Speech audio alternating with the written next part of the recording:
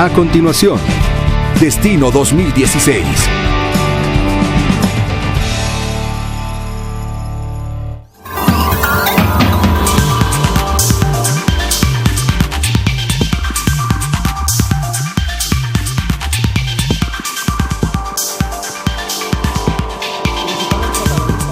El proceso electoral que habrá de llevarnos a los guatemaltecos a emitir nuestro voto en el próximo mes de septiembre. Hoy nuestra invitada es Suri Ríos Sosa, la exdiputada, la heredera de Efraín Ríos Montt. Acompáñenos.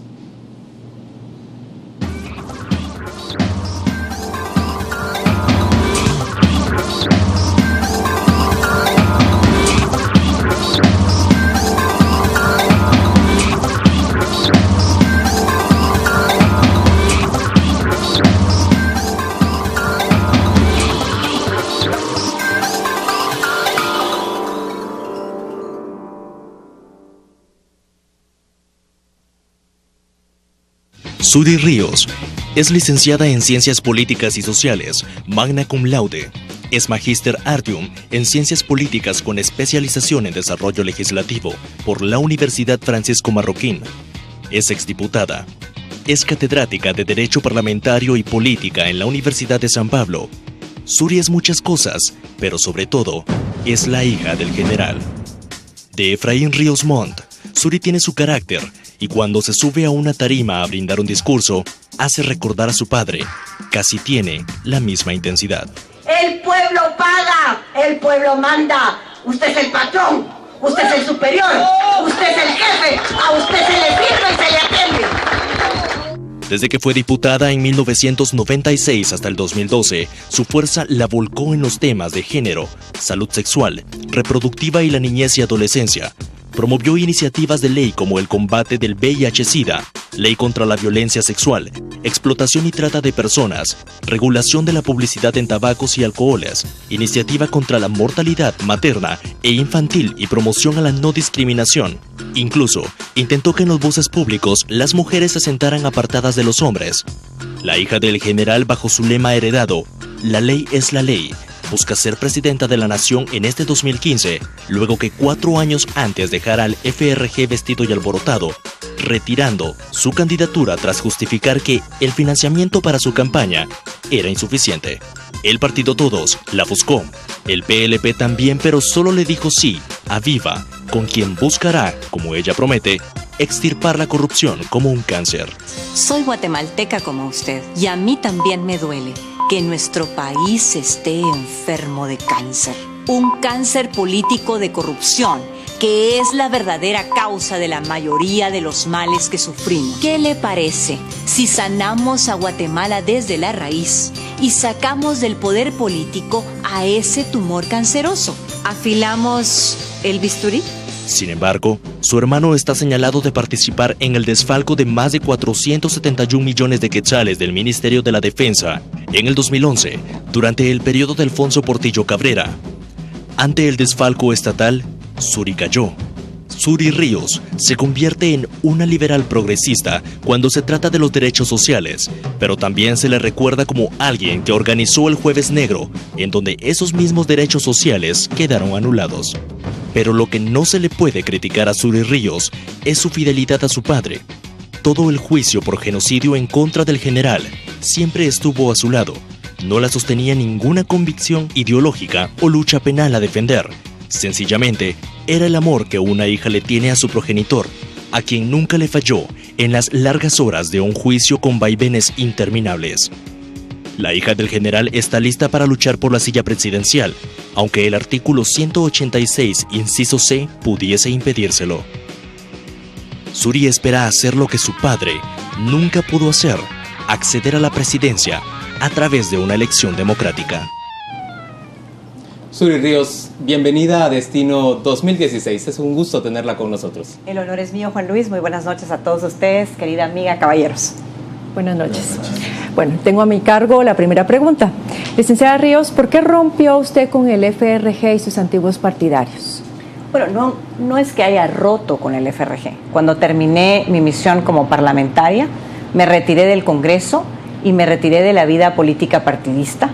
me dediqué y fui contratada por algunas organizaciones no gubernamentales internacionales para dar conferencias respecto al tema de equidad de género, de salud reproductiva y de otros temas. Y me retiré cuando vi que el FRG ya no era el FRG, sino que se había convertido en otra organización política, con otro pensar, con otra gente.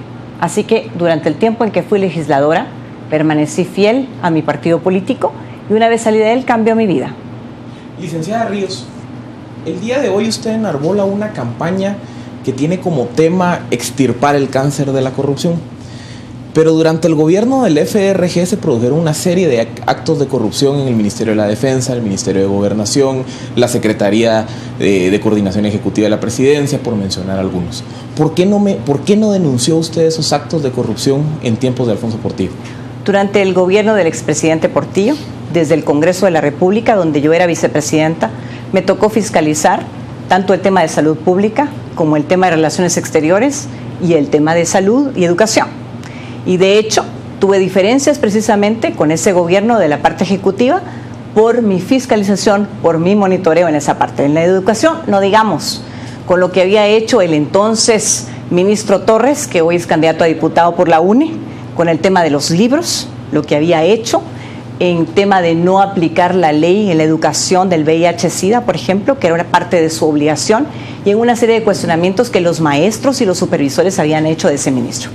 En el tema de educación. En el tema de salud también, y así logramos, por ejemplo, que se interviniera el hospital de infectología y el hospital de los chiquitos, que está cerca de la Roosevelt, porque el director de ese hospital tomaba la ambulancia para ir a recoger a sus niños a la escuela. Sí, y eso fue parte de la fiscalización. Y no digamos el tema de relaciones exteriores, cuando en ese entonces el canciller Edgar Gutiérrez nada hizo porque a Guatemala se le recertificara después de que habíamos sido realmente sancionados por los Estados Unidos. Si no hubiera sido por el trabajo del licenciado Antonio Arenales y el mío, nunca nos hubieran recertificado.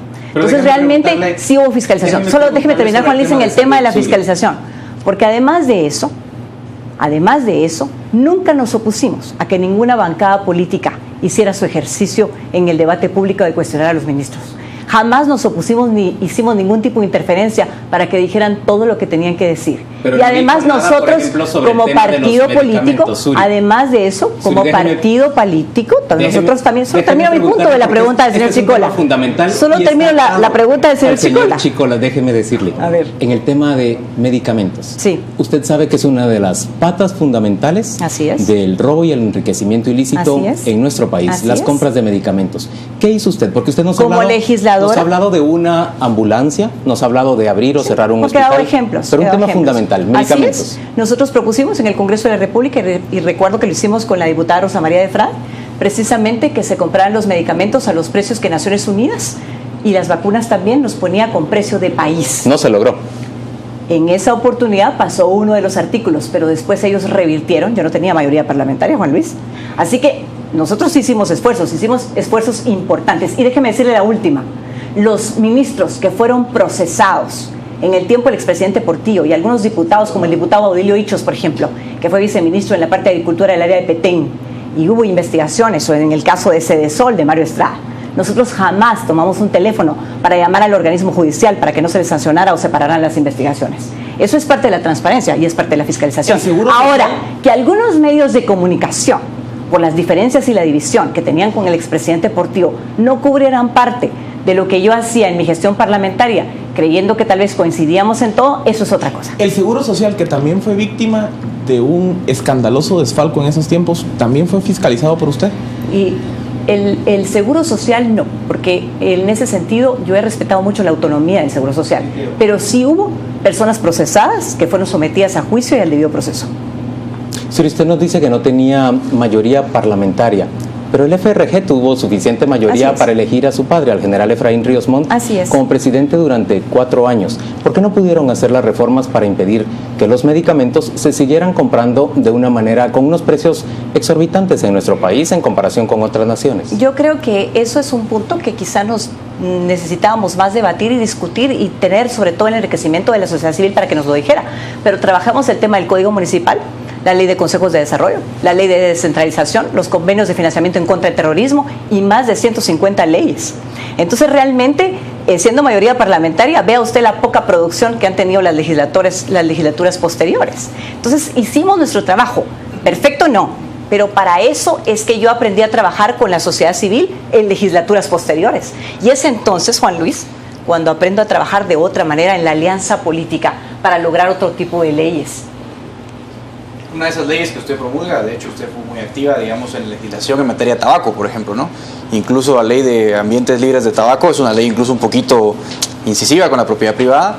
¿Y cómo evaluaría usted en ese sentido los resultados de las leyes que usted ha promovido en el caso del tabaco? Porque no parece haber tenido una incidencia demasiado fuerte. Bueno, vea, hay leyes que poco a poco van marcando el proyecto y el caminar de la sociedad. Una de ellas ha sido, por ejemplo, la de VIH-Sida. En este país no se contrataban a muchas personas porque eran positivas y se les exigía la prueba antes de darle un empleo. Otras eran despedidas porque eran positivas y tampoco podían permanecer en el empleo. Es más, les obligaban a comprar una caja de hierro antes que un ataúd normal porque decían que eso era una barbaridad que se podía transmitir. La discriminación en ese tema fue tremenda. Incluso hubo ministros de Estado, ministros de Educación que dijeron que quienes tenían SIDA se lo merecían. Imagínese usted. Entonces, eso ha llevado un proceso de ir absorbiendo lo que es el VIH-Sida, un adelanto, un entendimiento y una jornada de educación. Lo mismo el tema del tabaco. Fue difícil porque para las personas era difícil aprender que el tabaco era responsable, por ejemplo, del 30% de abortos espontáneos en el mundo, que el tabaco era responsable de cáncer en la laringe, en los pulmones y cuantas cosas más. Pero ha sido un proceso difícil y no son suficientes las autoridades para supervisar. Ha sido un monitoreo ciudadano. Es hermoso cuando la gente llega al aeropuerto y alguna persona de otro país enciende su cigarro y son nuestros paisanos los que se acercan y le dicen: usted no fume aquí porque es prohibido, no es una autoridad, sino que son miembros de la sociedad. ¿Que va a ser un camino difícil? Es un camino difícil, pero es un tema de salud pública.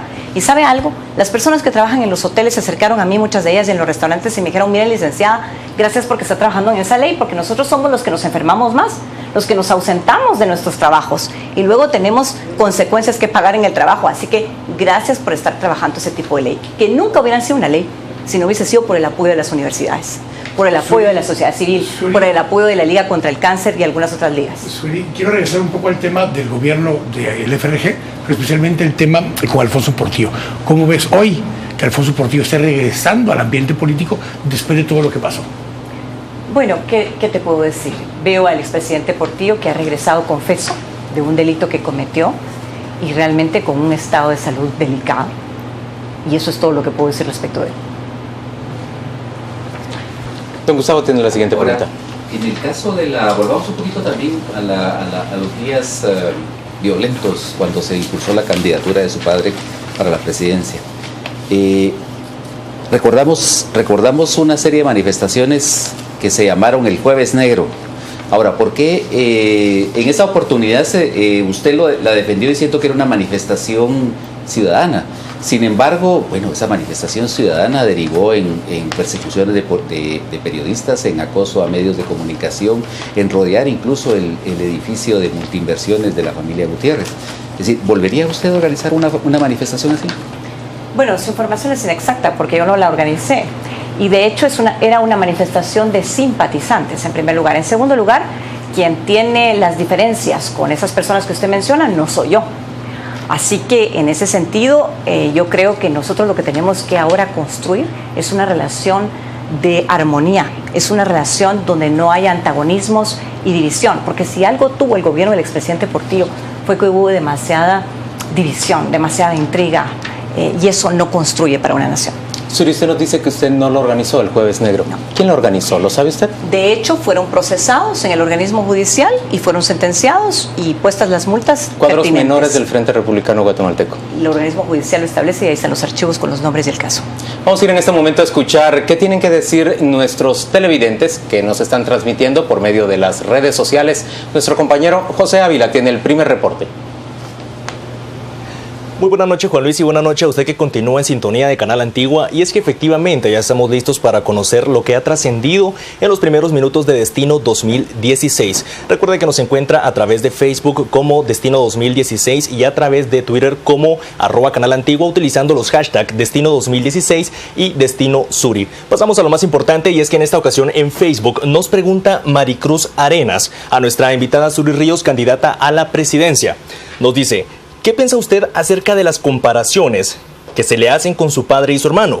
Aunque uno no es igual a nadie, ¿qué propone para que los guatemaltecos confiemos en usted?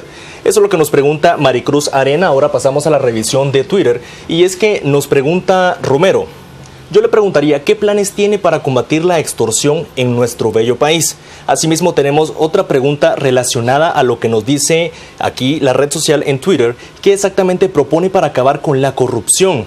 ¿No es más de lo mismo? Estas y más preguntas tenemos a través de las redes sociales. Recuerde que usted puede interactuar con nosotros dándonos sus opiniones y comentarios por medio de Twitter o por medio de Facebook. En esta ocasión, eso es lo que trasciende, Juan Luis. Yo regreso con ustedes para más información. Gracias, José, por tu participación. Rápidamente, Suri, ¿cómo le respondería usted a Maricruz, que le pide que se compare con las ejecutorias de su padre y de su hermano? Vea, si algo yo admiro del general Ríos Montt es el momento en que mi hermano es sometido al proceso de justicia y él dice que la ley se cumpla. Y eso es lo que yo digo con el bisturí. Si él tiene algo que le debe a la sociedad, pues ahí está el bisturí, que se le aplique. Ahora, el caso de Ríos Sosa es un caso que ha sido sobreseído. Es un caso en el que existe una apelación. Es un caso donde el dinero está ahí. Aparte es que los papeles no se encuentran, pero el dinero está ahí. De todas formas, independientemente de las investigaciones, que se aplique la ley. Pero si él no es responsable, entonces que se aplique la ley a quien hace una denuncia incorrecta, porque quien denunció a Enrique Ríos Sosa es el general Otto Pérez Molina. Hoy en Destino 2016 conversamos con Suri Ríos Sosa, candidata a la presidencia por el partido Viva. Vamos a hacer una pausa comercial y volvemos dentro de muy poco.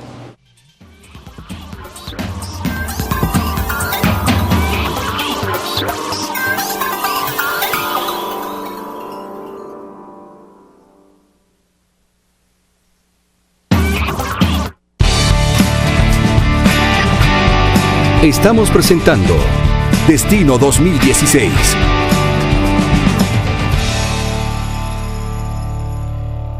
Lea esta semana en Contrapoder. ¿Hacia dónde lleva la protesta? ¿Quiénes participan? ¿Por qué lo hacen y qué persiguen? Gustavo Porras y Carmen Reina hablan sobre un tipo de protesta del que no se tenía memoria. Melchor de Mencos, la aduana petenera, es el corredor preferido de los contrabandistas de cigarrillos. Número 0, la nueva novela de Humberto Eco. Raúl Rodas, el barista que quiere romper paradigmas. Esta semana en Contrapoder. Enfoque, criterio, análisis. Búsquela en tiendas de prestigio o suscríbase al 2222-8722. Descargue la versión electrónica en Google Play o en el App Store.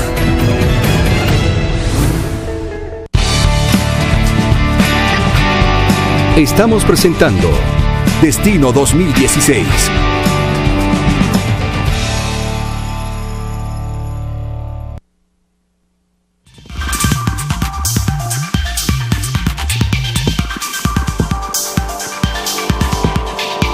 En Destino 2016, hoy conversamos con la candidata a la presidencia, Suri Ríos Sosa. Suri, el otro tema que surge ya en este momento es: ¿te aplica la prohibición del artículo 186? Y si tú crees que no, ¿bajo qué argumentos esa prohibición no te aplica? Precisamente recién discutía de este tema, anunciándole a los guatemaltecos que la Constitución Política y los tratados de derechos humanos me garantizan mi participación como candidata a la presidencia. En primer lugar, la ley no tiene efecto retroactivo. En segundo lugar, todos tenemos el derecho de elegir y de ser electos. Yo tengo el derecho de ser electa y las personas tienen el derecho de elegir a quien quieran. No se les tiene que obligar a optar por una fotografía que está en la papeleta, sino que tienen el derecho de elegir a quien quieran. Y en tercer lugar, cuando dicen que se me aplica el 186, tenemos casos en la historia de nuestro país que demuestran lo contrario, gracias a una opinión que la Corte de Constitucionalidad emitió en su momento. Y uno de esos casos, que quizá es el más emblemático y el que más se parece al mío, es el de Jacobo Arbenz Vilanova. Jacobo Arbenz Vilanova fue candidato en el año 2003 y precisamente Leonel Cisniega Otero impugna su candidatura cuando se le inscribe en el Tribunal Supremo Electoral. Y el Tribunal Supremo Electoral resuelve que él tiene todo el derecho a participar porque su padre, en primer lugar, no se encuentra en ejercicio de las funciones de presidente. Y en segundo lugar, precisamente, atendiendo las cartas internacionales y la no retroactividad de la ley. Solo hay un seguimiento a esta. ¿Te preocupa que quien redactó esa opinión es hoy el vicepresidente de la República y ya no es magistrado de la Corte? Bueno, pero eso no tiene nada que ver. Esa es una opinión colegiada por todos los magistrados de la Corte de Constitucionalidad. Y además el mismo caso se aplicó cuando fue Patricia de Arzú, cuando fue todos los otros candidatos, Marco Vinicio Cerezo Blandón, incluso mi tío, Luis Ernesto Sosa Ávila, que tiene parentesco de afinidad con mi padre, el general Ríos Montt, y fue candidato a la presidencia, perdió la elección. O sea que realmente sería totalmente un radicalismo no querer inscribirme, o realmente un favoritismo si se inscribe a Jacobo Arbenz Vilanova y a mí no, por ser la hija del general Ríos Montt. No creo yo que el Tribunal Supremo Electoral decida por ideología política. Debe decidir de acuerdo al marco de la ley y al marco constitucional. Suri, una encuesta del Canal Antigua y la revista Contrapoder refleja hace aproximadamente 4 meses que el 47% de la población piensa que en el país sí se cometió genocidio durante el enfrentamiento armado interno, durante nuestra guerra interna. ¿Cómo le responde usted a ese 47% de la población? ¿Usted les pide perdón y olvido? ¿Qué les dice usted a ellos? Lo que les pido es que lean la ley. La ley es muy clara cuando dice a qué se refiere el concepto de genocidio. Y en Guatemala no se cometió genocidio. De hecho, está muy claro, ya ve usted el reciente fallo de la Corte Penal Internacional, que ni siquiera en los Balcanes se cometió genocidio.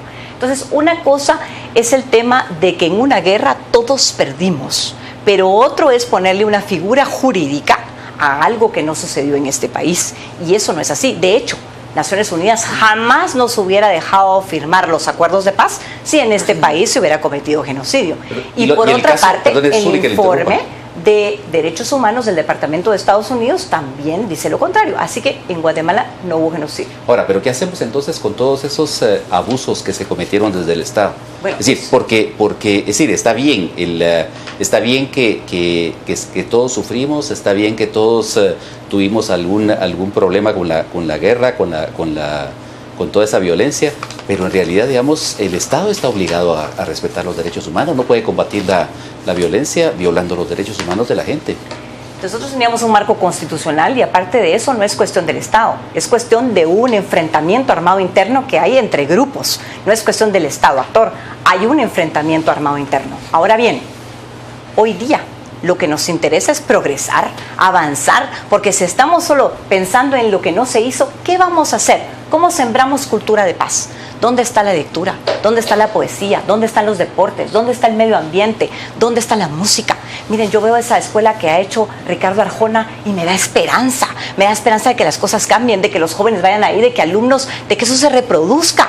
¿Cómo es posible que nuestros niños cuando terminan el horario de la escuela en la ciudad vayan en la zona 18 a una escuela de sicarios y tienen 9 años? Pero lo que usted nos está diciendo yo creo entonces es que hay que aplicar el olvido. Lo que yo digo es que tenemos que caminar y avanzar. Todos pasamos por adversidades, todos pasamos por luchas, pero nosotros los guatemaltecos tenemos que progresar. Yo me niego a pensar en que sigamos en eso, Juan Luis. Yo voy a la zona 1 y a la zona 5 y la gente no tiene agua, no tiene una lámina, tienen un plástico, como ellos le dicen, tienen un nylon de techo. Dígame si esas no fueron suficientes causas para que en este país hubiesen cambios y no los hay. Entonces tenemos que sembrar otra cosa. Tenemos que darle esperanza a la gente, tenemos que luchar contra esa corrupción que nos está hundiendo, tenemos que hacer actitudes en el servicio público ejemplares que motiven a la gente a cambiar y a decidirse por algo distinto. Yo quiero pasar a un pasado más cercano. Y hace unos meses usted le dio una entrevista al señor Mario David García y cuando él le preguntó sobre su estado civil, usted le respondió que cuando habían pactado esa entrevista, habían acordado no hablar sobre su vida privada. ¿Por qué deberíamos de confiar en alguien que no quiere dar ni siquiera su información general, como decir estoy casada o estoy soltera? No. Lo que pasa es que en el caso mío, no es por el entrevistador que ha sido mi examinador en un privado en la universidad, siempre he sido como, no sé, una sensación para algunos medios de comunicación en el sentido de con quién salgo, con quién no salgo, cuántos hijos tengo, cuántas veces me he casado, si soy viuda, si soy divorciada, si soy casada. Pero yo no veo que lo tengan con el resto de los candidatos. Ni siquiera sabemos quiénes son sus papás, ni sus mamás, ni sus hermanos, pero ni sus hijos. Pero la familia es importante. La familia es muy importante para mí. Y yo creo en el matrimonio. Yo creo que el matrimonio es una institución maravillosa. De hecho, mis padres tienen 65 años de matrimonio. Y yo hubiese querido tener así un matrimonio ejemplar, un matrimonio lindo. Pero en este país también, de cada 10 hogares, 6 o 7, las mujeres son jefas de hogar. Nuestro problema no es solamente el problema de la corrupción que tiene consecuencias económicas de salud y de educación. Nuestro problema también es la deserción paternal. Nuestro problema es la marginación de las mujeres. Entonces, yo sí creo que hay mucho que hacer. Y en el caso específico que usted me pregunta, Jerry está enfrentando un proceso difícil de su salud, está luchando por su vida y es todo lo que yo voy a decir porque creo que él merece respeto. En el caso, hablemos un poquito más del presente, más presente. Hablemos de ayer. ¿Cómo interpreta usted el sentido de la protesta ciudadana? Es decir, aparte de obviamente aparte de reclamar la renuncia del presidente, de hablar contra la corrupción, se hace una crítica en general contra todos los políticos. ¿Se siente usted aludida con esa protesta? Fíjese que realmente me encanta esa protesta, me encanta esa manifestación. Porque en primer lugar hay de todo pensamiento en la manifestación, ¿eh? No son manifestantes que tengan una manera única de pensar, sino que son de diferentes ideologías políticas, de diferentes realidades de vida. Y yo creo que eso es parte de lo que este país necesita. ¿Por qué? Porque se responsabiliza a la clase política de todo, pero es que la ciudadanía también ha dejado solos a los políticos. Y los políticos necesitan ser fiscalizados, necesitan ser monitoreados, necesita que la ciudadanía les diga con la crítica, esta crítica de los medios de comunicación, para que cambien las cosas. Entonces, aplaudo. Algunos de ellos me preguntan en Twitter por qué yo no fui. Y les digo, bueno, no fui porque atendí lo que ustedes dijeron en un principio. No queremos que los políticos estén aquí, sino queremos hacerlo nosotros. 1. 2, yo no me sentí aludida de ninguna manera. Yo creo que la política, como la prensa, como en el derecho, como en la medicina, como en la justicia, tiene hombres buenos y hombres que no son buenos. Se habla dentro de las posibilidades que se mencionan para salir de esta crisis política, se habla de reformar la ley electoral. Ya hay una propuesta en el Congreso que está solo pendiente de lectura por artículos. Sí, usted tiene un diputado ya ahora, el licenciado Manuel Villacorta Mirón. ¿Le va a decir usted al diputado que apoye esa propuesta de reforma electoral? Le voy a decir al secretario general del partido que le diga al diputado que apoye esa propuesta, que de hecho es insuficiente en muchos aspectos, Gustavo, y usted lo sabe, porque por ejemplo ahí no se incluyó el artículo donde los diputados que renunciaran de su partido se retiraran del Congreso de la República. Eso no se incluyó. Y de hecho, por eso es que tenemos los famosos diputados arcoíris que entran con un color. ¿Existe la posibilidad de hacer las enmiendas de curul? ¿La hará su diputado? Así es. Yo creo que eso es necesario que se haga y se lo voy a pedir al secretario general para que en el orden que es se lo pida él al diputado. Licenciada Ríos, usted hablaba de la importancia de fiscalizar a los políticos. Y uno de los temas de fiscalización o de las propuestas de fiscalización es pedirle a los candidatos que hagan público sus declaraciones patrimoniales. ¿Nos podría compartir usted en este espacio a cuánto asciende sus bienes patrimoniales y cuál es su origen? Lo voy a hacer en el momento en que yo esté cerca del balotaje. En ese momento lo voy a hacer, pero no lo voy a hacer desde ahora. ¿Por qué no ahorita? Bueno, la ley no me lo exige. Yo soy cumplidora de la ley. ¿Y como una herramienta de transparencia hacia la ciudadanía? Le digo en el momento en que lo voy a hacer, cuando esté expuesta al balotaje, no en este momento. ¿Y usted no cree que el momento que vivimos demanda de un esfuerzo mayor, aunque usted no esté legalmente obligada a hacerlo? ¿No cree usted que esta sería una muestra de transparencia que la ciudadanía aplaudiría? Yo creo que es importante, pero no es solo la única, porque de hecho el ejercicio del poder público, y cuando se tiene el poder público, es lo que nos dice cómo va a ser una persona. Bien lo decía Lincoln, cualquiera puede sobrellevar una adversidad, pero dale poder a alguien y vas a saber quién es. Entonces yo digo, los candidatos que ya hemos ejercido el poder público, vean cómo lo hemos ejercido. Y partiendo de ahí, entonces hagan un juicio. Una pregunta, licenciada Ríos.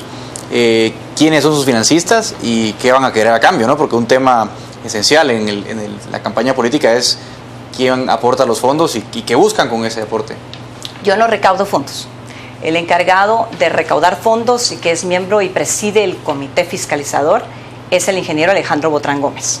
Él es quien está fiscalizando y recaudando fondos. Algunas personas han colaborado con nosotros, con por ejemplo algunas vallas, algunos artículos, como por ejemplo unas tazas que nos han regalado con el símbolo del partido y algunas contribuciones de ese tema. El partido tiene su propia estructura y tendrá que hacer un rendimiento de cuentas. En el momento oportuno, el ingeniero Botrán va a publicar quiénes son los donantes y qué es lo que han donado. Respecto a qué me han pedido los donantes, claro que sí me han pedido los donantes. Me han pedido que haya seguridad. Me han pedido que haya certeza jurídica.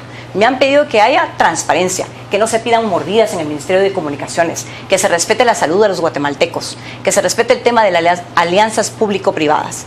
Eso me han pedido los donantes. Licenciada Ríos, usted llega y se integra a un partido que ya tenía sus procesos internos, con sus bases, sus candidatos. ¿Qué tan cómoda se siente usted con la estructura del partido, de que sea gente proba, de que no haya gente que pueda estar involucrada en actos de corrupción o que haya participado en hechos ilícitos? Vea, yo no conozco a todos los miembros que integran el Partido Viva. Su secretario general cambió. El licenciado Cromwell Cuestas es un hombre de muy buena fe, honrado, de verdad un hombre de experiencia que está tratando de cambiar las cosas a lo interno. Y yo creo que eso es muy importante. El partido está dispuesto a abrir cuadros para que mucha gente participe, gente nueva, gente honorable, gente que venga de los cuadros profesionales, hombres, mujeres, jóvenes. Ahora, hay candidaturas que puede ser a nivel municipal, que no sean probas o que no estén de acuerdo, y qué bueno que vengan las denuncias. De hecho, yo supe hace unos días que había hecho una denuncia mediática en un Twitter respecto a alguna candidatura en algún municipio, y ya el secretario general del partido está enterado de eso y está tomando cartas en el asunto. Y qué bueno que sea ahora, a tiempo. Lo mismo ha pasado con algunos alcaldes en el área de San Marcos o de Petén, que querían ser alcaldes y que se sospecha que están involucrados en algún tipo de trabajo no ortodoxo, y también el secretario general está tomando cuentas en el asunto.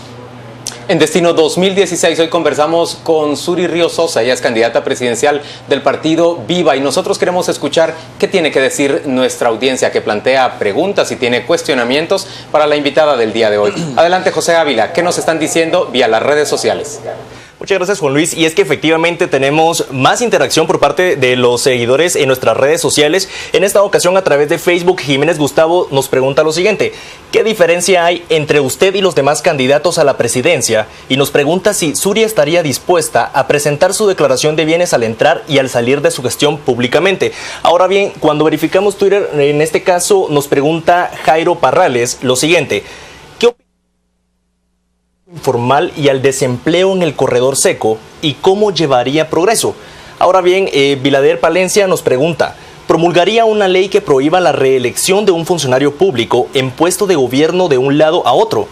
Y por último, también tenemos otra pregunta de Gerson Díaz, que nos comenta lo siguiente: de llegar a la presidencia, ¿prorrogaría usted el mandato de la CICIG? Esta y más interacción tenemos a través de las redes sociales. Este ha sido el reporte. Recuerde que en Facebook estamos como Destino 2016 y en Twitter como @CanalAntigua, utilizando los hashtags Destino Suri y Destino 2016. Regreso con ustedes, Juan Luis, para más información. Suri, una pregunta fundamental: ¿qué es diferente de usted frente a sus contendientes? Bueno, yo le digo a los ciudadanos guatemaltecos que en primer lugar yo estoy comprometida con mi trabajo, y para eso que vean mi trayectoria, mi experiencia, mi preparación y lo que yo he hecho. Yo no soy una candidata improvisada. O sea, vean mi vida en el Congreso, vean lo que he trabajado, vean cómo he construido alianzas políticas, vean el resultado de mis acciones, vean mi trayectoria universitaria y entonces evalúenme. Cuando yo me comprometo a decir que trabajo con honestidad, con honradez, con capacidad, con carácter, eso es lo que yo voy a hacer. Conozco los 3 organismos del Estado, conozco el organismo ejecutivo, trabajé en el legislativo, y con esta cruzada jurídica de mi padre, general Ríos Montt, aprendí a conocer el organismo judicial, sus esquinas, sus recovecos, la necesidad que tenemos de reformar el sistema de justicia para dar la independencia judicial como una garantía ciudadana, y la necesidad de verdaderamente trabajar todos juntos. Esta Guatemala no puede seguir dividida. Necesitamos una inclusión profunda, de trabajar de verdad para rescatarla de la situación en que está. Destino Suri es el hashtag que estamos utilizando en la red social Twitter. En ese momento vamos a hacer una pausa comercial y volvemos dentro de muy poco para seguir conversando con la candidata presidencial del Partido Viva.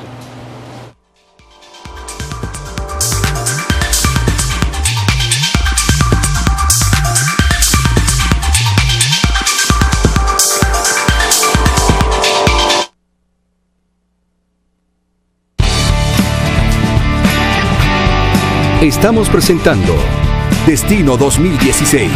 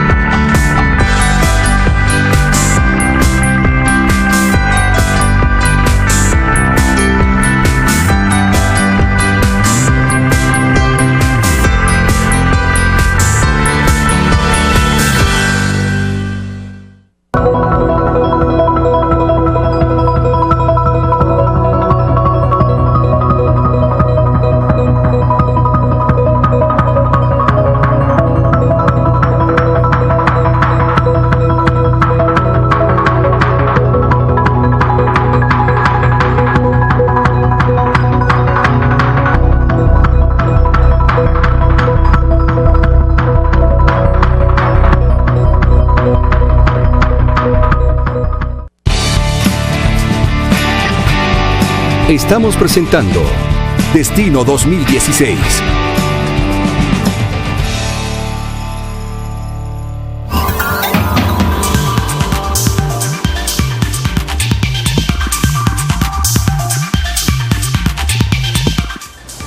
Estamos de vuelta en Destino 2016. Hoy conversamos con Suri Ríos y entramos ya al tercer bloque y final de conversación con la candidata presidencial del partido Viva. Licenciada Ríos, su propuesta es autoridad y orden. ¿No es eso lo mismo que nos han ofrecido otros candidatos conservadores de orden militar? Su concepto es inexacto. Mi propuesta es una revolución educativa. Mi propuesta es seguridad de Estado. Mi propuesta es certeza jurídica. Mi propuesta es hacer lo que el gobierno tiene que hacer para que los ciudadanos crezcan. Hablábamos recientemente con Juan Luis de las grandes necesidades que existen en este país. Las personas necesitan agua, necesitan acceso a electricidad. Los jóvenes me escriben y me dicen: Suri, tengo 18 años, acabo de salir de bachiller y no tengo ninguna oportunidad de empleo. Suri, tengo 33 años, soy madre soltera, tengo 3 niños y no tengo empleo. Suri, tengo 45 años, mi cuerpo está bien, tengo energía y no tengo empleo. Esas son las grandes necesidades. Pero ¿cómo va a haber empleo? ¿Cómo van a venir las industrias? ¿Cómo van a crecer los comercios? Si en este país no hay seguridad de Estado, si en este país la gente, el gobierno en el sector público se está quedando con el dinero de la inversión, les están pidiendo un 40% de mordida. Me decía alguien de un organismo internacional que al día de hoy no se sabe si tenemos 2.500 millones o 7.000 millones de deuda flotante en el Ministerio de Comunicaciones. Entonces, tenemos que poner la casa en orden, ver las cuentas ordenadamente, pero con un objetivo específico. ¿Y por qué la revolución educativa? Porque necesitamos volver a los valores, necesitamos volver a la urbanidad, al civismo, necesitamos llevar tecnología, innovación. De verdad, la educación es importante y algunos me dicen: Suri, ese es un proyecto de demasiado largo plazo, pero tenemos que empezar y eso no es solamente instrucción, sino que es educación como tal. Pero justamente hablando de eso y de esos jóvenes de los que estamos hablando, ¿cómo hacemos para poder trabajar con esos jóvenes, darles oportunidades para que no se involucren o en pandillas o que no se involucren en actividades ilegales y que tengan otras oportunidades en las áreas urbanos marginales en particular? Por eso me gusta el papel de la escuela, porque muchas escuelas tienen su jornada en la mañana y están cerradas por la tarde. Tenemos que abrir las escuelas para que vengan, para que aprendan diferentes cosas, capacitaciones. Mejor que eso, porque nosotros no queremos que todo lo maneje el gobierno, sino que hay grandes asociaciones en el sector privado, en la sociedad civil, que quieren trabajar en esos temas, para llevar educación, para llevar innovación, para llevar tecnología. Y es más, yo creo que mucho, no, con la alianza público-privada.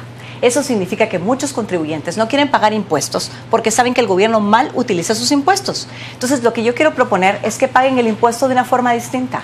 No todos tienen por qué dar liquidez monetaria, sino que pueden pagar haciendo una buena escuela de capacitación, una buena escuela de idiomas, abriendo oportunidades de sus empresas en Occidente y permitir que así crezca la oportunidad de empleo y de desarrollo de los jóvenes. Pero además de eso, yo quisiera que pensáramos en una Guatemala que exporta bienes y servicios y no gente.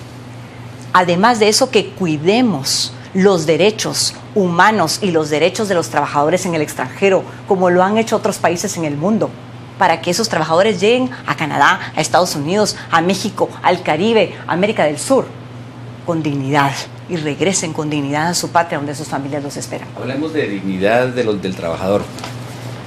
Recientemente este gobierno, como parte de una política de promoción de la producción y empleo, formuló la idea de hacer tener salarios diferenciados, exactamente.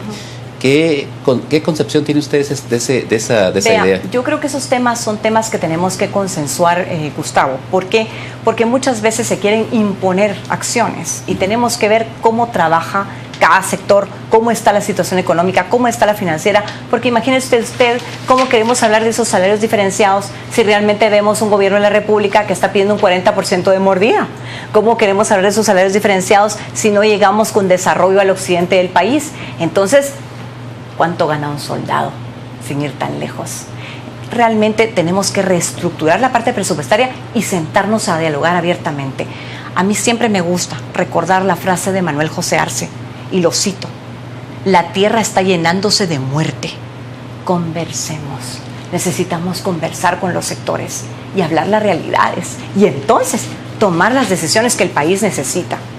Licenciada Ríos, durante su gestión en el Congreso de la República, usted abordó muchos temas de salud reproductiva.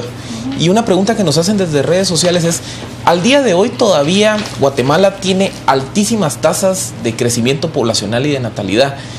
¿Cree usted que esa alta tasa de crecimiento poblacional es una limitante para el desarrollo económico? ¿Y cree que es necesario que el Estado atienda ese fenómeno? Vea, cuando nosotros hablamos de salud reproductiva desde el Congreso de la República, lo hablamos en el tema de educación y de prevención y de salud. El Observatorio en Salud Reproductiva reportó que el año pasado 5,000 niñas entre 10 y 14 años dieron a luz y 70,000 entre 15 y 19 años. Son mamás con una criatura dándole de mamar, tienen 12 años, tienen 13 años. Eso no debe pasar, eso no debe ser así. Su niñez, su autoestima se queda truncada. Entonces, por eso es que hablamos de educación para la prevención. Y créanme que no solamente desde el lado del gobierno, hay pocas organizaciones de la sociedad civil y del sector privado que también hablan sobre este tema.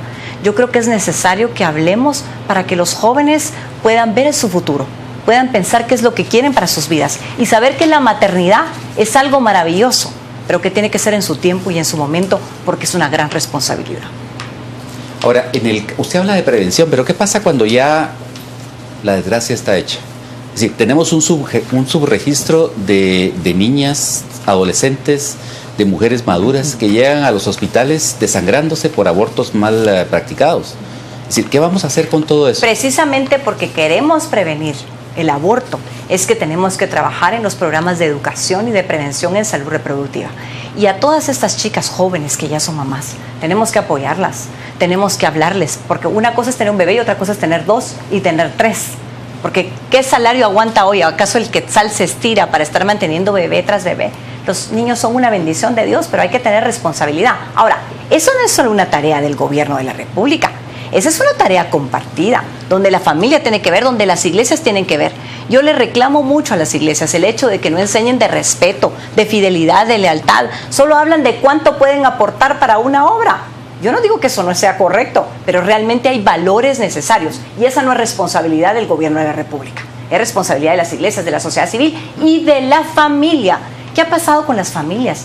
Me decían mis abuelos que antaño había gente muy poco instruida, pero muy educada, que tenía valores, que sabía lo que era respetar a una señora embarazada, a una señora de edad en un bus, en algún lugar, en la calle, en la tienda. Hoy todo eso se ha perdido. Eso lo tenemos que rescatar. Hablemos un poco del aspecto económico. En 2012 se hizo una reforma tributaria que yo creo que pues, a todas luces le pone una losa a la clase media. Hoy los hechos de corrupción deslegitiman esas ansias de subir la recaudación tributaria y la pregunta sería, ¿hay que hacer una reforma fiscal? ¿Habría que bajar o subir impuestos? Yo no estoy de acuerdo en poner más impuestos ni en subir impuestos. Yo creo que en primer lugar tenemos que trabajar con el ente recaudador. Con el ente recaudador, porque vea usted cómo estamos con el tema de la SAT, que es una guinda en el pastel. Porque no es solamente lo que no se recaudó, es un tema de pérdida de fronteras. Pérdida de fronteras porque están pasando por las fronteras armas, municiones, personas, salen estupefacientes y regresa dinero en efectivo. Este es un problema de seguridad nacional. En primer lugar, el ente recaudador. En segundo lugar, tener una macroeconomía estable en respecto al tema de las tasas de interés, respecto al tema de la inflación. Yo creo que eso es importante también. Y es irresponsable que algunos candidatos empiecen hablando de bonos extraordinarios, hablen de impuestos únicos y después no cumplan con lo que dicen. Eso es lo que nos desgasta la clase política. Nosotros tenemos que hablar con claridad, con madurez y diciendo la verdad de lo que podemos hacer y lo que podemos construir. Yo lo que ofrezco es eficiencia administrativa, ver los presupuestos, ver las prioridades, aplicarlas y estar abierta a las ideas, a las sugerencias, para que esta máquina camine y la gente pueda vivir con tranquilidad y en paz. Como mujer, licenciada Ríos, nos hemos sentido pues sumamente defraudadas por la gestión no solamente de juezas, de algunas diputadas y también de la ex vicepresidente de la República, Roxana Valdetti. Porque es que tenemos nosotros que confiar en usted como mujeres y no pensar de que la corrupción efectivamente es un asunto que no conoce género. Hacer gobierno no es cuestión de género. Hacer gobierno es cuestión de capacidad, de eficiencia, de experiencia. Porque usted me menciona algunas mujeres que lo hicieron mal, pero ¿cuántos hombres han pasado que lo han hecho re mal? Yo le diría que todos. Entonces, en ese sentido, es cuestión de experiencia, de trabajo y de demostrar que uno tiene capacidad para gobernar y para hacer las cosas de una manera distinta. Y una cosa más, yo creo que hay que darle mucha participación a las mujeres. Muy bien decía el Papa Francisco, cuando las mujeres son marginadas de la sociedad, esta sociedad es estéril, porque las mujeres le damos nuevos ojos, nuevos oídos, le damos esperanza a la gente. Y eso es lo que tiene que hacer. Por eso es que la voz de las mujeres tiene que ser escuchada. Si algunas se equivocaron, pues se equivocaron. Pero hay otras que queremos hacer el trabajo bien. Dos acciones concretas, específicas en contra de la corrupción durante lo que seguía tu gobierno. Bueno, en primer lugar, queremos hacer una auditoría ciudadana con el apoyo de algunos organismos internacionales. Lo hizo el Vaticano con McKinsey, fue abierto el proceso y eso significa que la ciudadanía esté enterada a través de tecnología de punta cuánto presupuesto hay en cada lugar del organismo ejecutivo, en qué se está gastando, por qué se está gastando, en qué compañía, en qué empresa, en el momento. Eso involucra un gasto importante y quizá un cambio en la legislación, porque España lo tuvo que poner en la legislación, permitir que empresas internacionales fiscalicen, pero yo creo que es una medida necesaria para hoy que hay tanta duda y tanta desconfianza en la gestión pública. Por otro lado, creo en el tema de la política de gestión por resultados, que son programas que se han llevado a cabo y se están puestos ahí escritos, pero que en realidad no se ha visto su fruto. Y en tercer lugar, permítame decirte esto, la fiscalización ciudadana. Es necesario que se permita a los ciudadanos involucrarse, ser escuchados, de estar totalmente involucrados en el ejercicio de sus autoridades. ¿Dónde están los alcaldes que, por ejemplo, en Cabildo Abierto informaban de cuánto costaba una obra? No que ahora lo que tenemos son cocodes que tienen que darle el visto bueno al diputado de qué obra quiere, con qué compañía quiere que se construya y cuánto va a costar y a quién se le reparten los ¿Ampliarías el rol de la CICIG al tema de corrupción, por ejemplo, más amplio? Creo que ese es un acuerdo que tiene que revisarse y quizá deberíamos de considerarlo. Ahora, en el caso de precisamente de la limitado campo de acción que tiene Guatemala en sus relaciones internacionales. Es decir, usted hizo hace algunos meses un video en donde exigía respeto a la soberanía nacional de parte de Estados Unidos. Sin embargo, vemos que Estados Unidos está cada vez más, es un actor que decide muchas cosas en el país. ¿Cómo va a hacer usted para manejar las relaciones internacionales en ese tan reducido ámbito de soberanía que tenemos? Claro, exigía respeto a los procesos jurídicos. Yo creo que en este momento, así como está, por ejemplo, nuestra situación de inseguridad, nosotros no podremos sobrevivir solos, tenemos que ser realistas. Aquí tenemos una triangulación con México y Estados Unidos, y así como yo tengo a mi hija norteamericana que está tan cerca de mí, Guatemala está más cerca de Washington que Los Ángeles más cerca de Washington. Guatemala está más cerca. Guatemala está cerca de México, tenemos el Caribe a las puertas y América del Sur también. Entonces, nuestra política internacional tiene que ser una política proactiva, una política que de verdad camine y haga que las cosas marchen. Realmente me entristece que, por ejemplo, se paguen o se piensen en pagar agencias de cabildeo político en el extranjero, cuando realmente son nuestras embajadas las que tienen que hacer ese trabajo. Por ejemplo, los agregados comerciales. Hay tantos sectores que han ofrecido llevar agregados comerciales pagados por esos sectores que conocen de la economía, que conocen de los mercados, a abrir nuevas puertas. Y una cosa que usted menciona, Gustavo, necesitamos una política exterior con visión. ¿Cuánto nos ha costado no tener relaciones con China continental y seguir teniendo relaciones con la República de China en Taiwán? Sino que lo diga el expresidente Portillo. Licenciada Ríos, un tema que también ha surgido en estas manifestaciones y en general que se ve en redes sociales es la sensación de que a los políticos se les sube el poder a la cabeza. ¿Cómo evitar, en caso usted llegue a la presidencia, que ocurra eso y cuál es su garantía de humildad respecto a la ciudadanía? Vea, por eso es que me gusta tanto lo que dice el Papa Francisco. Él dijo en su misa en Nápoles, nadie puede decir yo nunca seré corrupto, sino tiene que tratar de ser un buen cristiano para protegerse de eso. ¿Y eso qué significa? Por eso me gusta ir con un partido que no es de mis amigos, que no es de mi familia, que no es de la gente mía, para que haya pesos y contrapesos, que es lo que establece la República. Que lleguen diputados que piensan distinto y que entonces se discuta y haya debate público. Que haya pesos y contrapesos dentro de la gestión de cada cartera. No como esos ministros que llegan y dicen, yo acepto, pero quiero la mesa limpia. No. Que tengan viceministros y directores que piensan distinto, que vengan de sectores universitarios, que vengan de la sociedad civil, que sea un consenso de fuerzas ideológicamente quizá distintas, pero que todos tenemos un proyecto único, que es engrandecer a la nación. Y yo creo que ante todo, la gente me escribe y me dice, Suri, Es bueno que los políticos tengan temor de Dios. Y yo sé que sobre el alto siempre hay uno más alto. Y a ese es al que yo le tengo que rendir cuentas. Hoy estamos conversando con Suri Ríos en Destino 2016 y apenas nos queda espacio para una pregunta más. Se la cedemos a nuestra audiencia y le pedimos a José Ávila que nos plantee qué están diciendo nuestros televidentes. Buenas noches, Juan Luis, y es que efectivamente queremos agradecerle a todos los televidentes por continuar en sintonía de Destino 2016 y en sintonía de Canal Antigua. Déjenme contarles que hemos sido trending topic en Twitter utilizando los hashtags Destino 2016 y Destino Suri. En esta ocasión pasamos a lo más importante y es que, como bien lo decíamos, no tenemos tiempo de leer todas las preguntas, sin embargo, vamos a darle paso a lo más importante. En esta ocasión nos pregunta, en esta ocasión, Jorge Caballos.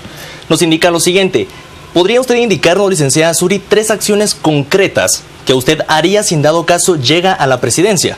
Y ahora, si bien les quería comentar de igual manera que tenemos más interacción, en esta ocasión nos preguntan lo siguiente: si en dado caso usted no llegara a pasar a la segunda vuelta, ¿por qué candidato votaría usted en estas elecciones? ¿Sería por el partido líder o por el partido UNE? Coméntenos en esta ocasión. Recuerde que usted y yo nos volvemos a ver el próximo domingo a las 10 de la noche en Destino 2016. Yo regreso al set central para continuar con el análisis. No puede ver. Suri, no le voy a dar oportunidad al que escoja usted. Responda a la segunda pregunta. En un balotaje, ¿por qué partido se inclinaría usted? Por ninguno, porque yo voy a estar en ese balotaje. ¿Votaría entonces por sí misma? Votaría por nuestro partido Viva, por supuesto. Suri Ríos, gracias por acompañarnos en esta emisión de Destino 2016. Muchísimas gracias, Juan Luis. Muchísimas gracias, caballeros, querida amiga. Gracias. A ti, gracias. Hacemos una breve pausa y volvemos los panelistas a conversar, a discutir sobre estas respuestas que nos ha ofrecido la candidata presidencial del partido Viva.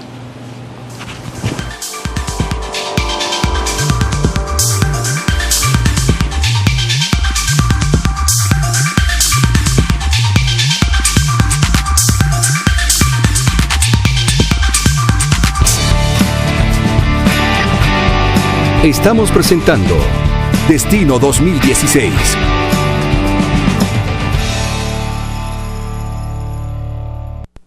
A las 7 p.m. Nuevo horario, nuevo formato. Siempre la mejor información en la voz de los mejores periodistas. Totalmente renovado, porque sabemos que usted necesita siempre estar bien informado de lo que pasa en Guatemala y el resto del mundo.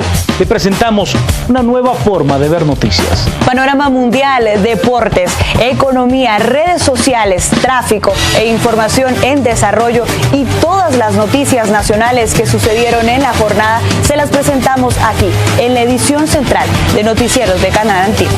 Noticieros de Canal Antigua 2015, año de decisiones, año para ver Canal Antigua. Lea esta semana en Contrapoder. ¿Hacia dónde lleva la protesta? ¿Quiénes participan? ¿Por qué lo hacen y qué persiguen? Gustavo Porras y Carmen Reina hablan sobre un tipo de protesta del que no se tenía memoria. Melchor de Mencos, la aduana petenera, es el corredor preferido de los contrabandistas de cigarrillos. Número 0, la nueva novela de Humberto Eco. Raúl Rodas, el barista que quiere romper paradigmas. Esta semana en Contrapoder, enfoque, criterio, análisis. Búsquela en tiendas de prestigio o suscríbase al 2222-8722. Descargue la versión electrónica en Google Play o en el App Store. Si quieres estar todo el tiempo bien informado, hay una app para eso. Si quieres ver Canal Antigua en línea sin prender el televisor ni moverte, hay una app para eso. Si quieres volver a ver una noticia, hay una app para ello. Si quieres conocer más acerca de los conductores de Canal Antigua, si quieres compartir con nosotros lo que está pasando en tu ciudad, en las calles o en tu pueblo, hay una app para ello. Es el nuevo app de Canal Antigua. Somos los primeros que te ofrecemos la posibilidad de tener Canal Antigua siempre a mano. Si quieres informarte, divertirte, disfrutar de contenido exclusivo y promociones especiales, hay una app esperándote. Canal Antigua, como siempre, mira sin límites. Estamos presentando Destino 2016.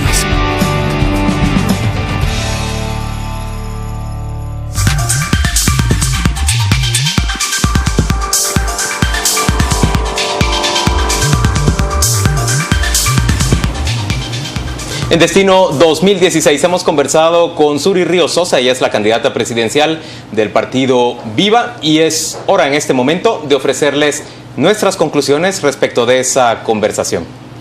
Bueno, pues yo lo que veo es que Suri es Suri, sin tratar de aparentar a alguien que no es como tratan de hacerlo otros candidatos. Es una mujer que se mostró muy segura, sin ningún titubeo, tiene el control de sí misma y tiene algo que le ayuda muchísimo, que es la experiencia de gobierno.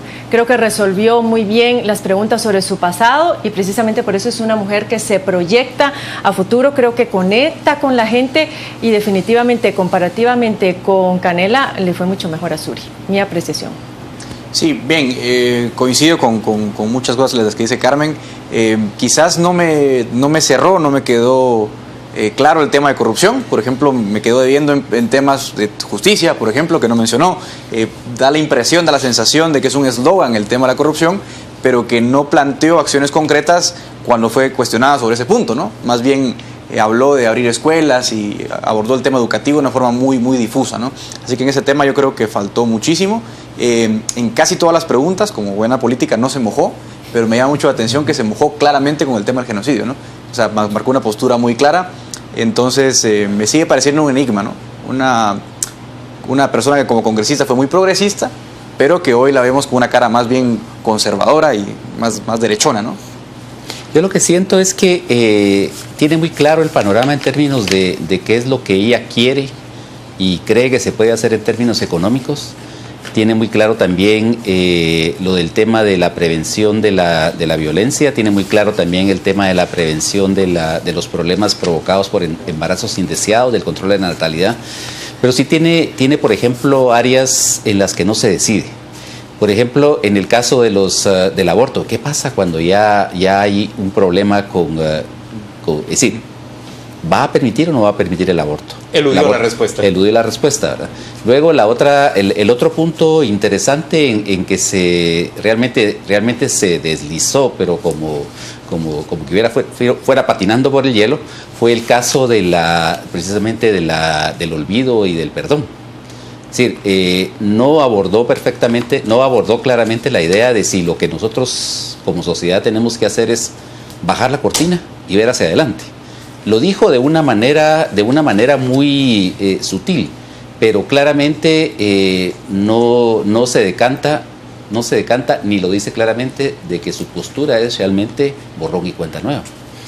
A ver, yo siento que el espacio en general de Dostino 2016, de las primeras dos ediciones, que se ha demostrado que es duro para el entrevistado enfrentar a 6 entrevistadores. Algunos me han dicho de que parece examen privado, que parece inquisición y demás. Debo decir que aquí la analogía que hacían, y que creo que eso es lo que se refleja en redes sociales, es que esta fue como la pelea de Mayweather y Pacquiao.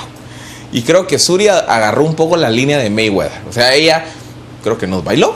Creo que en muchos casos se quitó las preguntas. Creo que también muchas veces ella tuvo más capacidad de comunicación para saltarse en las preguntas, y muchas veces su estrategia de forma le permitió obviar temas de fondo, los que ya mencionaba Gustavo, no haber atendido, por ejemplo, algunas preguntas sobre su pasado en el FRG, no haber atendido, por ejemplo, el tema de la solicitud de la declaración patrimonial. O sea, yo creo que ella se fue con una estrategia que es funcional a la hora de un debate político, y al final termina siendo cuestión del televidente que nos ve en casa si las respuestas le convencieron, si le gustó la estrategia. Como le digo yo, hoy me siento como Pacquiao aquí.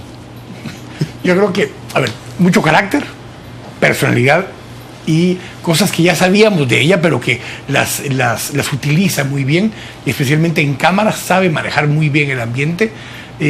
Coincido con mucho de lo que ya dijeron todos antes, pero ella tiene un problema fundamental con esto, y es que ella está buscando el voto de esa clase media urbana. Y esa clase media urbana es ideológicamente muy dispersa. Y ahí le cae un poco el problema con lo que decía Gustavo.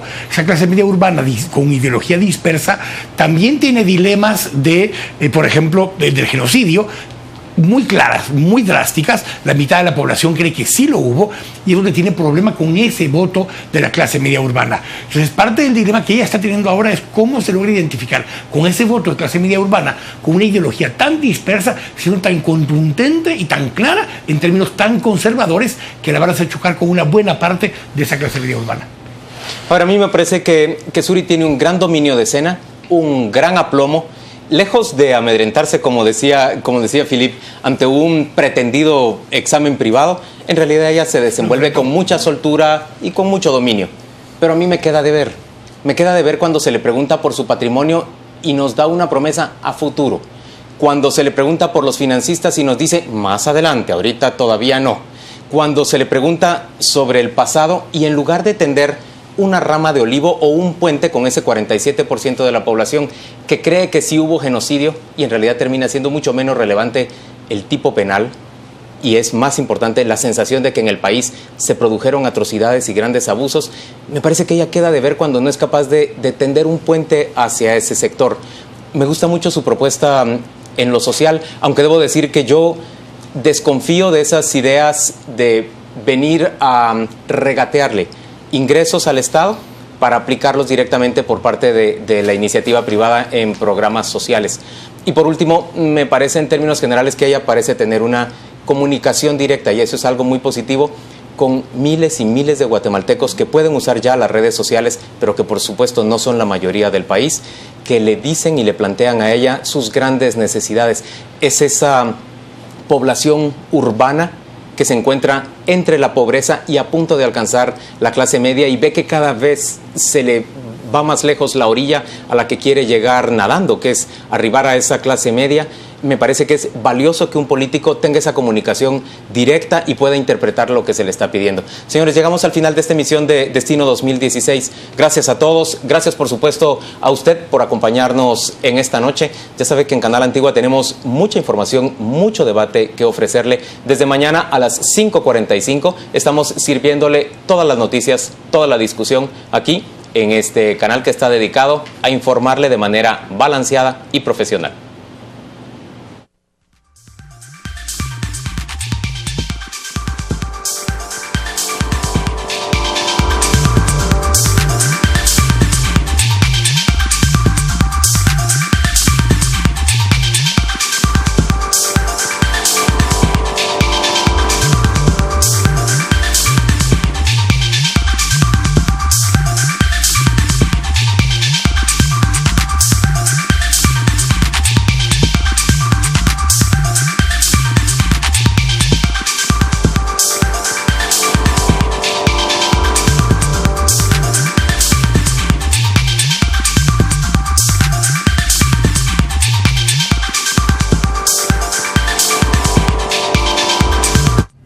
¿Sabía usted que la libertad